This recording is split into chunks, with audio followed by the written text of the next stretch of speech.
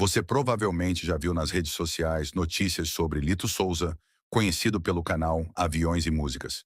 Mas afinal, o que está acontecendo com ele?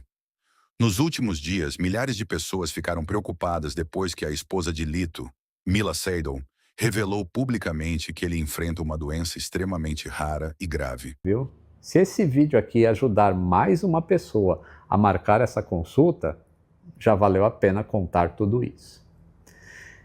Então tudo estava seguindo bem para isso aí.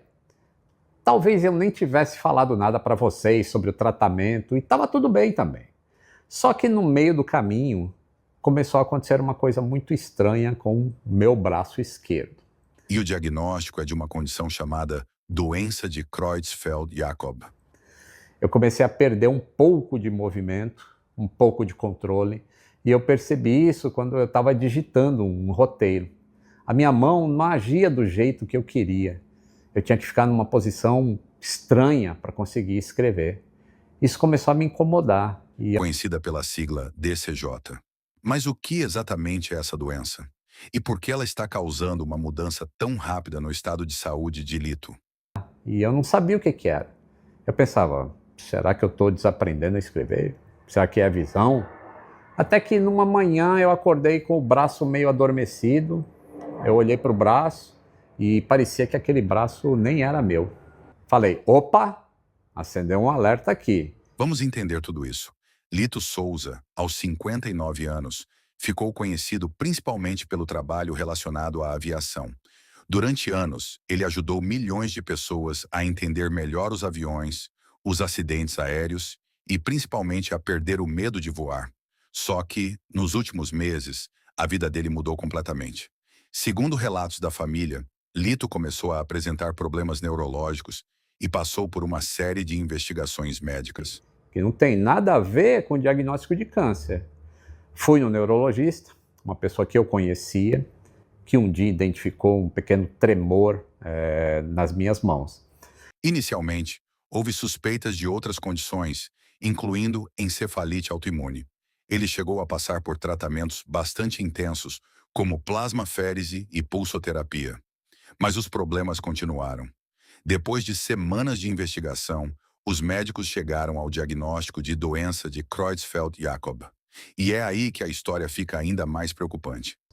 Fui examinado de todas as maneiras, eu tinha movimento, eu mantinha a força, o braço não estava rígido, mas eu não tinha muito controle, ou seja, o sistema proprioceptivo não estava funcionando direito. A DCJ é uma doença neurodegenerativa extremamente rara.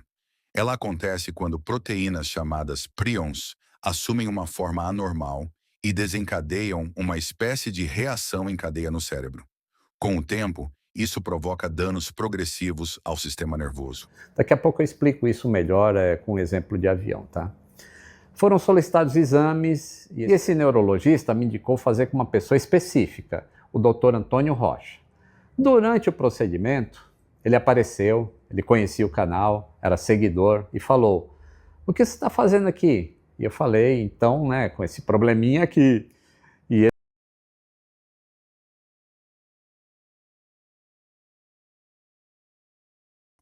A pessoa pode apresentar problemas de memória, alterações neurológicas, dificuldades de coordenação, tremores e perda progressiva dos movimentos. E uma das características mais assustadoras da doença é justamente a velocidade com que ela pode evoluir. No caso de Lito, segundo sua esposa, ele perdeu uma parte significativa dos movimentos nas últimas semanas. Mas existe um detalhe muito importante. Apesar da perda motora, Lito continua lúcido. Isso significa que ele ainda consegue compreender o que está acontecendo ao seu redor e manter contato com as pessoas próximas. A família, inclusive, decidiu aproveitar esses momentos de lucidez para passar o máximo de tempo possível juntos. Um dos momentos mais emocionantes relatados por Mila aconteceu quando Lito conversou com o filho, que tem apenas 7 anos, sobre o ciclo da vida. É uma situação extremamente difícil para qualquer família. E justamente por isso, a esposa de Lito pediu que as pessoas tenham respeito neste momento. A família também está procurando alternativas e possibilidades de tratamento fora do Brasil. Segundo informações divulgadas recentemente, Lito está na lista de espera para participar de um teste clínico ligado a Harvard, com previsão de novas admissões em outubro. Ou seja, mesmo diante de um diagnóstico extremamente grave, a família continua procurando possibilidades. Mas é importante deixar uma coisa clara. Até o momento, não existe uma cura comprovada para a doença de Creutzfeldt-Jakob.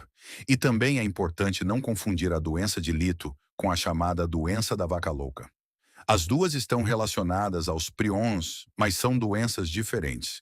A forma clássica da descetonúria que ocorre em seres humanos não significa que a pessoa tenha necessariamente contraído a doença por comer carne contaminada. Essa associação muitas vezes aparece nas redes sociais, mas pode causar muita confusão. E ele foi um passo além do trabalho dele. Ele pediu para eu andar, mexer o braço, tentar dar nó no cadarço do tênis.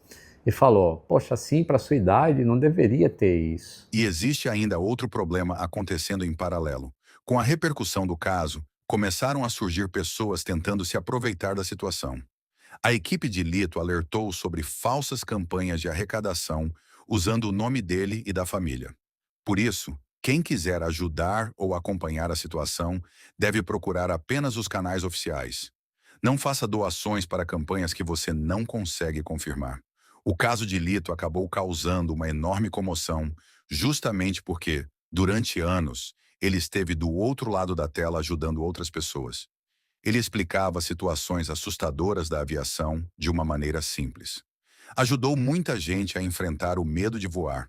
E agora é ele quem está enfrentando uma situação extremamente difícil. Independentemente de religião, opinião ou qualquer outra coisa, existe algo que pode ser feito neste momento. Respeitar. Respeitar Lito, respeitar a família e não transformar uma doença grave em espetáculo. A situação ainda está evoluindo e novas informações podem surgir nos próximos dias. Por isso, se você acompanha o caso, procure sempre informações divulgadas pela própria família ou por fontes jornalísticas confiáveis. E fica aqui a nossa torcida para que Lito tenha força, conforto e possa aproveitar cada momento ao lado das pessoas que ama.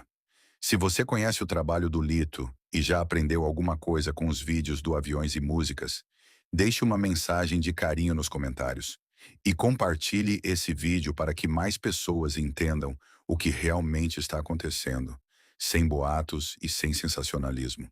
É estranho. E aí pediu para eu voltar para a máquina de ressonância para pegar uns cortes diferentes. 5 dias depois, saiu o laudo com uma informação impressionante. Uma falta de simetria entre o lado esquerdo e o lado direito do cérebro, mesmo numa ressonância sem contraste. Ele pediu uma investigação com tomografia PET, FDG, alguma coisa assim. Quando eu voltei no neurologista e contei de novo essa sensação de que o braço não parecia meu, a resposta ficou meio vaga, sem uma direção clara. E eu já estava com uma viagem marcada para os Estados Unidos e, baseado na informação do médico, não seria problema nenhum viajar. Mantive a viagem. Antes de ir, ainda fui num ortopedista, levando o resultado da compressão na coluna cervical. Ele falou, olha, tem uma compressão sim, que daria um formigamento, mas não teria a ver com esse sistema proprioceptivo. Mas para tentar melhorar, eu vou te passar uma injeção de corticoide. E eu tomei a injeção no dia que eu embarquei para os Estados Unidos. E foi um dos piores voos que eu já fiz, porque o corticoide altera bastante a glicemia e eu sou diabético tipo 2.